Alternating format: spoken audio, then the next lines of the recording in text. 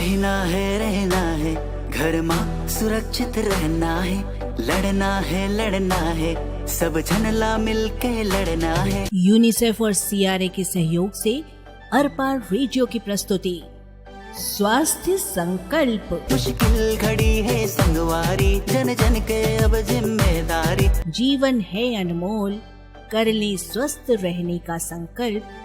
देते रहेंगे मंत्र हम, करने को कायाकल्प। जन जन के साथ रहता फिर आही खुशहाली। स्वास्थ्य संकल्प। भारत मुस्कुराए, छत्तीसगढ़ मुस्कुराए। नमस्कार, स्वागत, अभिनंदन स्वास्थ्य संकल्प कार्यक्रम के इस अंक में। यूनिसेफ और सीआरए के सहयोग से आपके अपने अरपार रेडियो पर प्रसारित इस कार्यक्रम के प्रति आपकी जिज्ञासा, उत्सुकता और प्रशंसा भरे पत्रों और संदेशों के लिए शुक्रिया। पिछले अंक में हमने आपको गर्भवती महिला के पोषण आहार के बारे में जानकारी दी। अच्छा खाना सिर्फ महंगा खाना नहीं होता है, ये बात बताई। पौष्टिक खाना गर्भवती के लिए कितना जरूरी होता है, ये भी बताया। तो घर के सारे जिम्मेदार लोगों से ये उम्मीद कि घर में नए मेहमान को लाने वाली माँ का ख्याल हर मामले में घर का हर सदस्य रखे। अब आज के कार्यक्रम के चौथे एपिसोड में हम आपसे बातचीत करने वाले हैं शिशु आगमन की तैयारी के बारे में। तैयारी तो हमारे मैना और बैसाखू के घर पर भी चल रही है, जुड़वा बच्चों के आने की तैयारी। तो चलिए सुनते हैं कि वहाँ पर क्या तैयारी हो रही है। राम राम दाई। राम राम कमली। का करतस?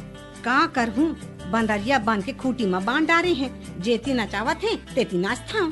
का कही थे तहूँ, बुढ़िया तो सठिया आगे है। का कहे, मैं नहीं सठियाए हूँ। मितानिन बहू के चौकीदार बना के मोला घर के द्वारी में बिठा दे है। तो दाई, बहू एक साथ दूदू नाती नतनीन ला लावत है तो देखभाल नहीं करेला पड़ी। अब ज्यादा दिन तो नहीं है।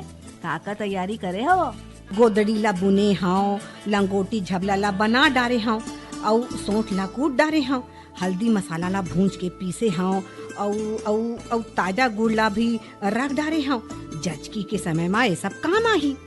वाह रे डोकरी, ये सब तो तब काम आही जब जचकी होही ना। जच्चा ला लेगे बर का करे हस? कैसे अस्पताल लेग बे? मुड़ी में धर के ले जाऊँ तो लगा करे बार है। रेंगे भर धर ले और मोर आँखी में झन दिख बे। डोकरी कही थे और मोर आँखी दिखावा थे। डोकरी कही थे, हाँ ना नहीं तोर सास हो ही डोकरी, तोर दाई हो ही डोकरी। वैसे अम्मा, कमली काकी हर बोले तो सही बात हवे। जाए की व्यवस्था पहले हो जातीस त। जाए की बात करथस। 102 महतारी एक्सप्रेस के नाम सुने हस के नहीं? दर्द होई तब बुला लेबो। हमें जावत होता ही ओदे तोर घर में मितानिन दीदी आवत है। राम राम दाई।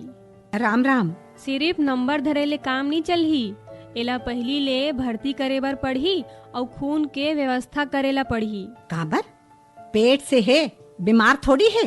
हाउ, पर जज की समय कभी भी खून के जरूरत पड़ सकत है, तो अपन ग्रुप के खून के तैयारी तो रखने ही पड़ते ना। अच्छा, औ का तैयारी करे बर पढ़ी? तोला शुरू में समझाया रहे हो ना कि हर महीना थोड़ा थोड़ा पैसा अलग से जमा करके रखबे। तो रखे हस कि नहीं रखे हस? हाँ हो, मैं बहू के दुश्मन नहीं हूँ जी। मोर बेटा है ना, घर खर्च के पैसा देत रहीस, तेनेच में ला बचा बचा के रखे हूँ। ए काम बने करे हंसते दाई। अब सुन, औ का तैयारी के जरूरत है तोला? 102 और अस्पताल के नंबर के अलावा कोनो परिचित या प्राइवेट गाड़ी से भी बात करके रखे रहिबे। अगर जरूरत के समय सरकारी गाड़ी नहीं मिल पाइस ना, तो तैयारी तो रही ना। अरे वाह, मुफ्त में गाड़ी मिलते तो काबर पैसा दे के जाबो? नहीं दाई, ऐसने स्थिति में ना जब प्राइवेट गाड़ी उपयोग करथन तो सरकार ओखर पैसा देथे। और जितका जच्चा बच्चा कार्ड और सभी प्रकार के पर्ची है ना, ओला साथ में ले जाबे और बाद में भी संभाल के रखबे। एकर अलावा बच्चा बर साफ सूती पुराना कपड़ा साफ धो सुखा के और महवारी बर कपड़ा या फिर पैड घलो लेके जाबे। चल बने बताए, आधा तैयारी तो मोर हो गए है, बाकी के भी कर लेता हूँ। कब जाने बहू के दर्द शुरू हो जाही।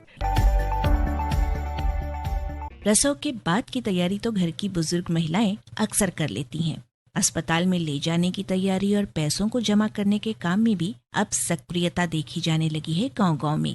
लेकिन कई बार गांव में घर में ही प्रसव हो ऐसे कारण बन जाते हैं या ध्यान नहीं दिया जाता है अस्पताल ले जाने के बारे में। अगर किसी भी कारण से ऐसी स्थिति निर्मित हो जाए तो किन बातों का ध्यान रखना चाहिए, हमें बता रही हैं महिला स्वास्थ्य मामलों से लंबे समय से जुड़ी जन स्वास्थ्य सहयोग केंद्र की मंजू ठाकुर। एक तो ऐसे कमरा होना चाहिए जो है बिल्कुल साफ सुथरा होना चाहिए, ओकर साफ सफाई करके रखना चाहिए। और वो कमरा में खिड़की होना चाहिए जेकर से हवा आ जा सके और वो कमरा में पर्याप्त रोशनी होना चाहिए, जैसे कि लाइट है, टॉर्च है, एकर व्यवस्था रखना है। साथ में जिन आसपास में दाई है जिन मन ह जचकी कराथे और जिन मन अनुभव है जचकी कराए के, ऐसा दाई मन पहली से बात करके रखना है। कई बार का होते घर में जब जचकी कराथे तो दर्द ठीक से नहीं बढ़ है तो कोई भी डॉक्टर ला बुला के दर्द बढ़वा के सूजी लगवा लेते हैं। यह बहुत खतरा वाले बात है कि बिना कारण के दर्द बढ़ा के जचकी नहीं कराना चाहिए। एकर से बच्चादानी के फटे के डर रही थे, बच्चा के खत्म होए के डर रही थे और माँ के भी मरे के डर रही थे। जचकी के तैयारी बर पहली ले साफ सूती के कपड़ा ओला अच्छा से धो के धूप में सुखा के पन्नी वन्नी में बांध के ओला सुरक्षित रखना है, ताकि जचकी के टाइम जचकी के बाद माँ और बच्चा के काम आ सके। ब्लेड और धागा कई बार ये देखे बर मिलते कि जब जचकी हो जाते तो बच्चा के नाल ला बांधे बर धागा और ब्लेड खोजते घर में, तो घरे में कतरी के धागा ला तोड़ के वही में नाल बांधते और घर में जो ब्लेड है वो में नाल ला काट देते। तो एकर से बच्चा ला संक्रमण होए के डर रही थे, जीव भी जा सकते बच्चा के। जचकी के बाद जब माँ के खून जाते तो उस समय में पहनाए बर पैड या साफ सूती के कपड़ा जिन अच्छा से धुले। और कहावत है रक्तदान महादान, लेकिन अगर किसी गर्भवती महिला को रक्त का दान किया गया तो वो महादान से भी ज्यादा बड़ी श्रेणी में आता है। मानते हैं ना आप भी? एक तो महिला एक नया जीवन पृथ्वी पर ला रही होती है और साथ ही उसका खुद एक नया जन्म हो रहा होता है प्रसव के बाद। ऐसे में अगर शरीर से ज्यादा खून निकल गया या किसी और परेशानी के कारण खून की कमी हो गई तो फौरन उसी ग्रुप के खून की जरूरत होती है। रक्तदान से जुड़ी मान्यताओं और रक्तदान व गर्भावस्था के संबंध के बारे में जन स्वास्थ्य सहयोग केंद्र के डॉक्टर योगेश से बातचीत की। कोई भी स्वस्थ व्यक्ति जो 18 साल से 60 साल की उम्र के बीच में है वो प्रत्येक 3 माह में रक्त दे सकते हैं। और इसकी पात्रता के लिए ये सिर्फ इतना ज़रूरी है कि आपका हीमोग्लोबिन ठीक हो और आपको कोई खून से संक्रमित बीमारी ना हो, जैसे पीलिया या HIV की बीमारी। अगर खून की कमी और इन जांचों के उपरांत यदि आप खून देने में रुचि रखते हैं तो उस समय आपसे 300 से 350 मिलीलीटर, जो कि हमारे शरीर में जो 5 से 6 लीटर खून होता है उसका 10% भी हिस्सा ये नहीं है, उतना लिया जाता है। एक खून के यूनिट देने से तकरीबन 3 लोगों का फायदा इससे हो सकता है, क्योंकि खून के जो अलग अलग कण हैं वो अलग अलग जरूरतों के हिसाब से 3 व्यक्तियों को लाभ पहुंचा सकते हैं एक यूनिट। और यदि हम ऐसे एक साल में 4 बार देते हैं तो हम 12 लोगों को लाभ दे सकते हैं बिना अपने को कोई क्षति कराए। क्षति इसलिए नहीं क्योंकि आपका जो भी खून आप देते हैं 300 से 350 मिलीलीटर, वो 24 घंटे के अंदर उसका जो आयतन है खून का वो वापस नॉर्मल आ जाता है और हीमोग्लोबिन और बाकी जो चीज़ें हैं वो 1 महीने के अंदर उसकी भरपाई पूर्ण रूप से हो जाती है। और ऐसे सैकड़ों लोग हैं जो शहरों में ही नहीं, गांव के आदिवासी आंचल में भी ऐसे हैं जो नियमित रूप से हर 3 माह में खून देते हैं। खून देना इसलिए ज़रूरी है, यदि हम और कारणों की बात अपने परिवार के लोगों के लिए नहीं दे रहे तो कम से कम जो हमारे राज्य में या हमारे प्रांत में जो गर्भवती महिलाओं की एक विशेष ज़रूरत है खून के लिए, उनके लिए खून दें। तो जो उनकी आकस्मिक ज़रूरत पड़ती है खून की, जचकी के बाद अचानक खून ज़्यादा बह जाने के कारण खून की होने वाली कमी के लिए, उसमें सबसे बड़ा पुण्य का काम हो सकता है। और यदि हम ये मान के चलते हैं कि एक जिले में तकरीबन 1000 यूनिट्स खून की आवश्यकता है गर्भवास के बाद इमरजेंसी ज़रूरतों में, तो क्या ऐसी व्यवस्था बना नहीं सकते हम कि हम प्रत्येक माह 1000 यूनिट्स अलग अलग गांव के लोग अपने ब्लड बैंक्स में दें, जो सब महिलाओं को उपलब्ध हो जब उनको ज़रूरत हो। रक्तदान करना महादान करना माना जाता है। जो चीज आपके पास है, जिसे दान करने से आपको कोई फर्क नहीं पड़ता और आपको सामने वाले की दुआएं भी भरपूर मिलती हैं, तो आप पुण्य क्यों नहीं कमाना चाहते? डॉक्टर योगेश साहब की बात आप सब भी मानिए और ज़रूरतमंद को रक्तदान करके पुण्य के साथ साथ एक सुखद अनुभूति भी प्राप्त कीजिए। अब देखिए ना, हमारी शांति क्रांति सास बहू की जो जोड़ी है उनको आपस में लड़कर कितनी सुखद अनुभूति होती है, पिछले अंकों में आपने सुना होगा। पर आज दोनों एक तरफ हो गई हैं और मिलकर घर के बेटे के खिलाफ।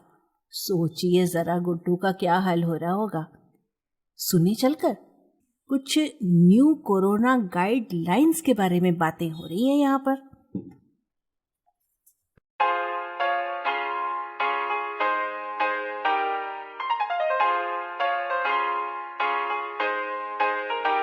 जी वो लोग 501 रुपए बोल रहे हैं।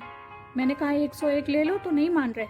अरे इस बार तो ज्यादा धूमधाम नहीं होना है, फिर इतना चंदा इकट्ठा करके क्या करेंगे? ला मुझे दे, मैं बात करती हूँ। तो इस बार हम घर पर गणपति रखेंगे या नहीं? रखेंगे, लेकिन कोरोना के नियमों के साथ। हैं? घर के अंदर कौन से नियम? भाई घर में नियम का ध्यान रखेंगे तभी तो बाहर भी उसे फॉलो कर पाएंगे। मान गए वो लोग? मानेंगे क्यों नहीं, समझाया उन लोगों को। समझाया कि धमकाया? मम्मी का समझाना धमकाने से कम थोड़ी ना है। समझाऊं क्या तुझे? नहीं नहीं मम्मी जी, मैं तो पहले से ही समझाया हूँ। आप तो इसे समझाइए। बार बार कह रही है धूमधाम से त्योहार मनाएंगे, धूमधाम से त्योहार मनाएंगे। हाँ तो मनाएंगे धूमधाम से त्योहार। हैं? अभी तो कहा कि कोरोना के नियमों का पालन करेंगे। नियमों का पालन करते हुए धूमधाम नहीं हो सकती क्या? शुगर कंट्रोल करना है, वो भी मिठाइयों के साथ। ऐसे कैसे होगा? उदाहरण भी दिया तो बीमारों वाला। चल बहू, हम अपनी तैयारी करें, इसे रहने दे। अरे वाह वाह वाह, आप दोनों त्योहार मनाएंगी और मैं बैठकर मक्खियां मारूंगा। Good idea.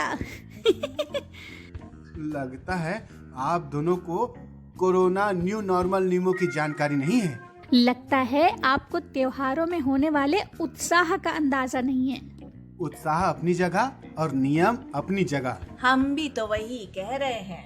उत्साह अपनी जगह, नियम अपनी जगह।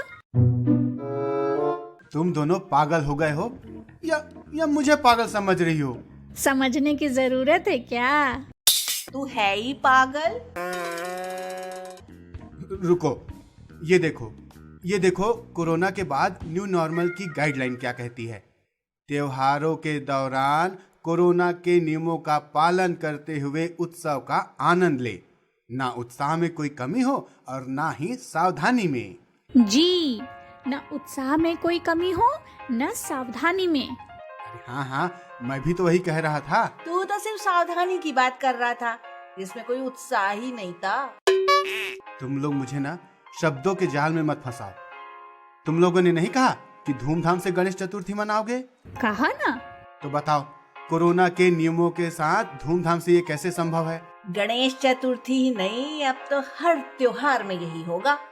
हम त्योहारों से जुड़ी परंपराओं का पालन करेंगे, लेकिन पूरी सावधानी के साथ, जैसा कि न्यू नॉर्मल गाइडलाइन में कहा गया है। हम गणपति स्थापना करेंगे, लेकिन पूजा में भीड़ इकट्ठी नहीं करेंगे। दोस्तों, रिश्तेदारों, पड़ोसियों को बुलाएंगे, लेकिन एक साथ नहीं, सबको अलग अलग। और सैनिटाइजेशन तो अब हमारी रोजमर्रा की जिंदगी का हिस्सा है ही।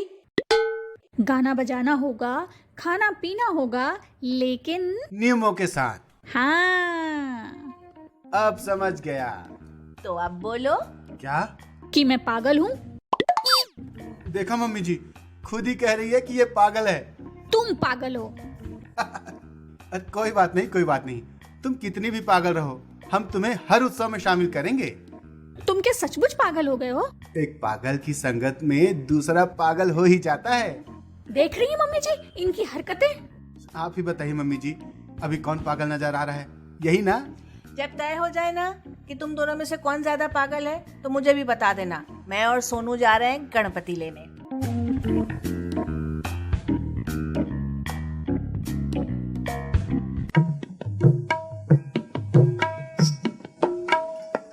कंप्लीट सुरक्षा कवच अपनाएं, कोविड प्रिकॉशन डोज जरूर लगवाएं।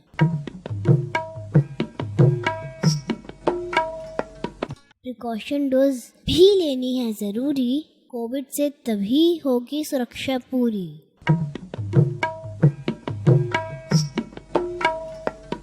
पौष्टिक आहार तो हर इंसान की जरूरत है। सिर्फ गर्भवती महिलाओं को ही अच्छा भोजन मिले ऐसी बात नहीं है।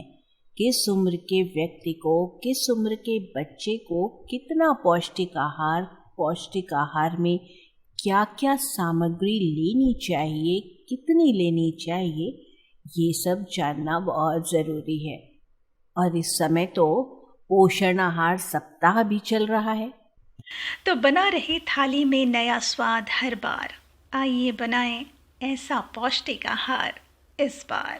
ऐसा कह रही हैं शुभ्रा ठाकुर, और आपको साथ ही बता रही हैं बहुत सारी बातें पोषक तत्वों के बारे में, हर उम्र के लोगों के पोषण के बारे में। आइए सुने।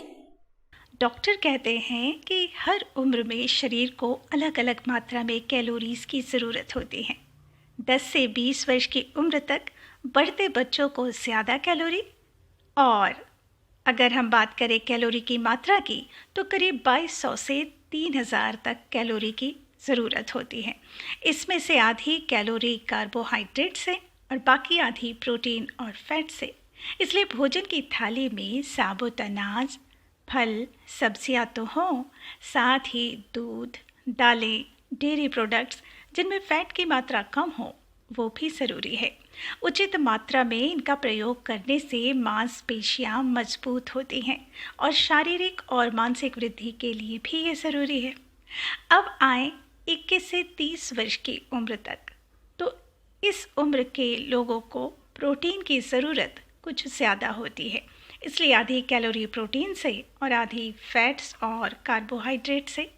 डॉक्टर कहते हैं कि इसके लिए दालें, अंडे, हरी सब्जियां, विटामिन और आयरन की ज़्यादा ज़रूरत होती है। 31 से 40 वर्ष तक की उम्र वालों के लिए बात करें तो इस उम्र में डायबिटीज़ और हाइपरटेंशन का ख़तरा कुछ ज़्यादा ही बढ़ जाता है और तब ज़रूरी हो जाता है शुगर की मात्रा कम करना। इसलिए मिल्क शेक या अधिक मीठे जूस की मात्रा कम करके फल और सब्जियों की मात्रा बढ़ा लेनी चाहिए। अब आएँ 41 से 50 वर्ष की उम्र में, तो इस उम्र में ब्रेड और पास्ता जैसी चीज़ें स्वाद ज़रूर बढ़ाती हैं, लेकिन इस उम्र में इन चीज़ों के बजाय ओट्स जैसी चीज़ें खानी चाहिए। ऐसी चीज़ें जिनमें फाइबर ज़्यादा हो। इससे पाचन क्रिया बेहतर होती है और साथ ही नमक की मात्रा कम कर देनी चाहिए, क्योंकि नमक से बढ़ता है ब्लड प्रेशर और ब्लड प्रेशर से और भी बहुत सारी परेशानियाँ। अब आते हैं 50 से 60 वर्ष तक की उम्र के लोगों के लिए। इनके लिए क्या ज़रूरी है? तो इनके लिए ज़रूरी है पानी की मात्रा बढ़ाएं। जी हाँ, सबसे ज़रूरी है पानी की मात्रा बढ़ा ली जाए। पानी शरीर के तापमान को नियंत्रित करता है और बीमारियों के खतरे को कम करता है। डॉक्टर्स कहते हैं कि इस उम्र में पौष्टिक भोजन जितना ज़रूरी है उतना ही ज़रूरी है अधिक मात्रा में पानी पीना। पानी की मात्रा कम हो तो थकान और मांसपेशियों में दर्द जैसी शिकायत होने लगती है। इसलिए पानी खूब पीना चाहिए। अब ज़रा सोचिए, अगर खाने की थाली सजी हो रंग बिरंगे फल, सब्जियों और अन्य पौष्टिक खाद्य सामग्रियों के स्वाद से, तो किसका मन नहीं ललचाएगा। आपको बता दें, पोषण सप्ताह के लिए हर साल एक थीम भी निर्धारित की जाती है। पोषक तत्वों को नए रूप और नए स्वाद के तौर पर सामने लाया जाए, उनका सेवन किया जाए और इसके लिए सबको प्रेरित किया जाए। इस बात को ध्यान में रखते हुए इस साल राष्ट्रीय पोषण सप्ताह 2022 की थीम रखी गई है, सेलिब्रेट वर्ल्ड ऑफ फ्लेवर। कितनी मज़ेदार थीम है ना? तो बना रहे थाली में नया स्वाद हर बार, आइए बनाएं ऐसा पौष्टिक आहार इस बार। तो बस पोषक आहार खुद भी खाइए, घर के बच्चों को भी खिलाइए, घर के बड़े बुजुर्गों को भी खिलाइए और रखिए सबको स्वस्थ। सुनते रहिए हमारा कार्यक्रम स्वास्थ्य संकल्प। अगले हफ्ते फिर आएंगे हम कुछ और जानकारियां लेकर। तब तक के लिए दीजिए अनुमति। नमस्कार। रहना है घर में सुरक्षित रहना है, लड़ना है सब झनला मिलके लड़ना है। यूनिसेफ और CRA के सहयोग से अरपार रेडियो की प्रस्तुति स्वास्थ्य संकल्प। मुश्किल घड़ी है संगवारी, जन जन के अब जिम्मेदारी। जीवन है अनमोल, कर ले स्वस्थ रहने का संकल्प। देते रहेंगे मंत्र हम, करने को कायाकल्प। जन जन के साथ रहता फिर आही खुशहाली। स्वास्थ्य संकल्प। भारत मुस्कुराए, छत्तीसगढ़ मुस्कुराए,